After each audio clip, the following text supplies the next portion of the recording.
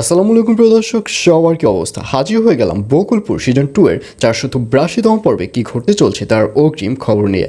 Alright, এই পর্বে আপনারা দেখতে পারবেন এবার আব্বাস জামানকে দেখা যাবে সে উগান্ডার পেছনে চান্দুকে লাগিয়ে দেবে। চান্দুকে বলবে তোকে একটাই কাজ দেওয়া হবে, আর সেটা হচ্ছে উগান্ডা কোথায় যায় কি করে সব কিছু আমাকে আপডেট দিবি। আর এই কথায় রাজি হয়ে যাবে চান্দু সাহেব। আর অন্যদিকে এবার নিগারকে দেখা যাবে নিগার এবার খলিলকে নিয়ে বিশাল এক টেনশনে পড়ে যাবে, কারণ নিগারের মনে হবে যে কোনো সময় খলিল তাকে খুন করতে পারে। এবং একটা পর্যায়ে নিগার দেখতে পারবে যে সামনে থেকে পুলিশের লোকেরা চলে যাচ্ছে। তখন নিগার দৌড়ে গিয়ে সে পুলিশেরদের সামনে হাজির হবে এবং নিগার বলবে দাঁড়ান, আপনাদের সাথে কথা আছে। আর এই কথা শুনে পুলিশের লোকেরা দাঁড়িয়ে যাবে। তখন নিগার বলবে আমাকে খলিল খুন করতে চাচ্ছে, আপনারা আমাকে বাঁচান।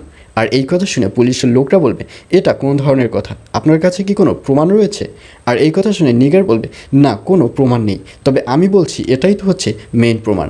আর এই কথা শুনে পুলিশের লোকরা বলবে আসলে প্রমাণ ছাড়া আমরা কাউকে গ্রেফতার করতে পারবো না। আর আপনি যার নাম বলছেন খলিল, সে তো বর্তমানে ইউপি মেম্বার, সুতরাং সে একজন বড় মাপের লোক, তাকে গ্রেফতার করা এতটাও সহজ না।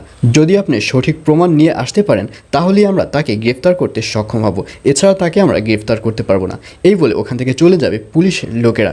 এবং নিগার মনে মনে তখন ভাববে আসলে খলিল আগের থেকে অনেক চেঞ্জ হয়ে গেছে এবং খলিল মেম্বার হবার পর তার পাওয়ারও অনেক বেড়ে গেছে। সুতরাং এভাবে খলিলের সাথে আমি পারবো না, আমাকে অন্য পথ ধরতে হবে।